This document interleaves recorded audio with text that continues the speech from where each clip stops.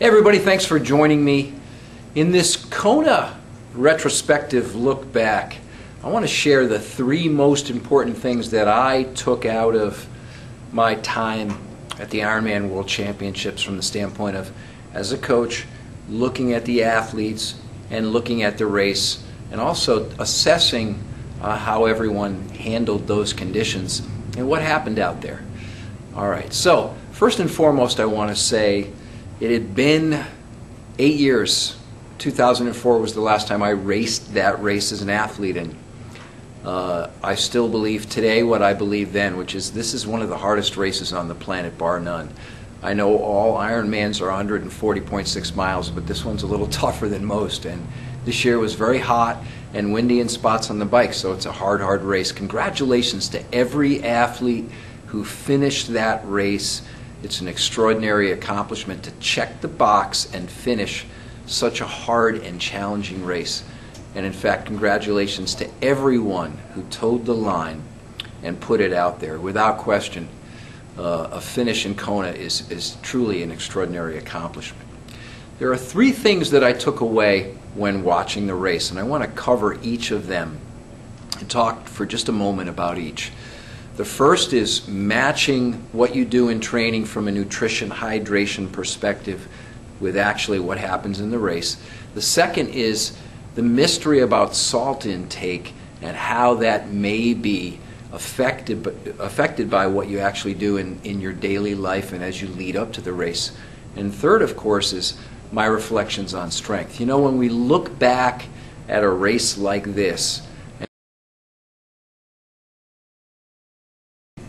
going into the Grand Canyon and with my friends making our trek to the North Rim and back to the South Rim again. When we look at extraordinarily long, challenging days like the Ironman in Kona is, or a Grand Canyon run, what is the limiting factor for an event like this? And ask yourselves this question. We're not talking about a 5K. We're not talking about a half-mile event or run on the track. We're not talking about a 100-meter swim. We're talking about a very, very long day. And unequivocally, the limiting factor is what happens to your body, how you can prevent the wheels from coming off, how you're moving. It isn't a high heart rate event. It isn't a speed event.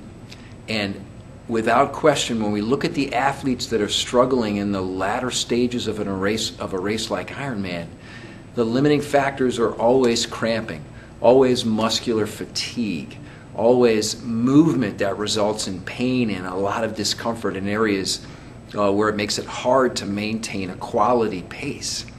You know, I've always said in a race like Ironman, if you can maintain a steady state aerobic effort all the way through the marathon, you have the opportunity to finish well under 4 hours with a sub 4 hour run split, and that puts you very near the top of many age groups at a race like that.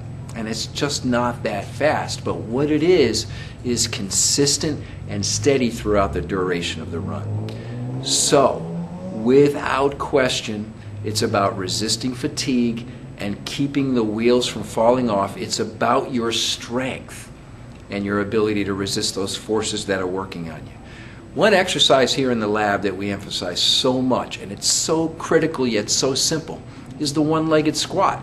If you have difficulty performing a perfect one-legged squat in a variety of positions and at different angles and with a variety of loads, then how on earth are you going to be able to handle 1,500 one-leg squat jumps in a mile, which is essentially what a mile of running is? Think about it.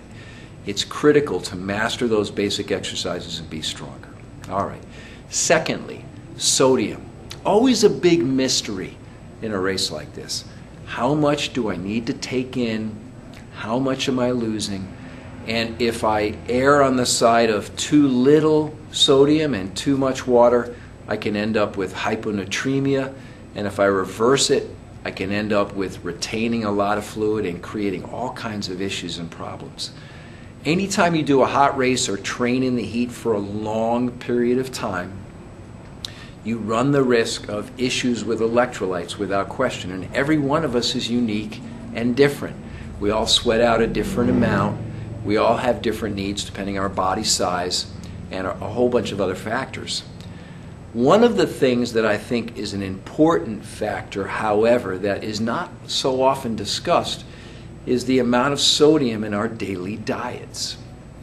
I believe that if you have a moderately high or even just moderate sodium intake in your daily diet, then the needs that you will have on the race course are going to be greater to replace that sodium. My recommendation to all of you listening out there is minimize the amount of sodium in your diet on a daily basis. Try to remove the sources of foods that have large amounts of sodium in them. You know what they are. They're prepackaged foods. They're highly starched foods. Certainly anything that you get from a restaurant, fast food, anything that is pre-made that you buy in the store. Any of those kinds of foods are going to be higher in sodium. If you're using extra table salt, that just adds to the mix. Again, it's the same basic nutrition recommendations that you'd find to enhance the overall quality of your daily nutritional habits, and that is predominantly fruits and vegetables, minimize packaged foods. I think if you can get into the habit of taking in as little salt as possible and cut way down on that sodium intake on a routine basis, then when you go into a hot race like Hawaii, your needs are going to be less.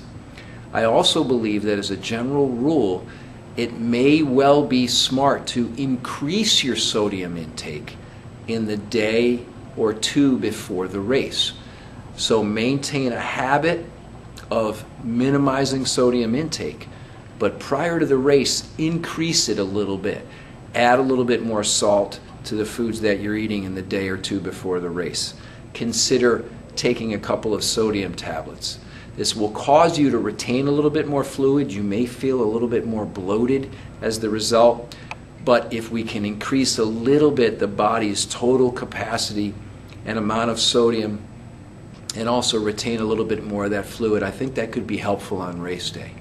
And sometimes we often do the reverse. Sometimes we maintain a lot of sodium in our diet on a routine or chronic basis, and then when we get into race week, we start to really think about the foods we're eating and we cut down a little bit on the amount of sodium we're getting. And oftentimes I think there is a risk that some athletes start the race already a little bit depleted in sodium. All right? The third thing I want to mention, which was a real take home for me, is I think it's easy to fall into the trap in a race like this or any really hard race to end up doing things in the race that are drastically different than what you do in training. For example, the amount of fluid that you typically take on a training ride, on a hot day. Perhaps it falls around 25 or 30 ounces per hour, and you feel good taking in that amount. Perhaps you're not running as far off the bike in a training session as you will in the race. But my point is if you go into the race and you drastically alter, either by lowering it or increasing it, either the amount of calories or sodium or fluids that you would typically take in training, you're liable to have some issues and struggle with that. Very often we've just got to remember that the race is nothing more than a catered training day. Whatever has worked in training is probably going to work in the race. And that's the baseline that you've got to start from.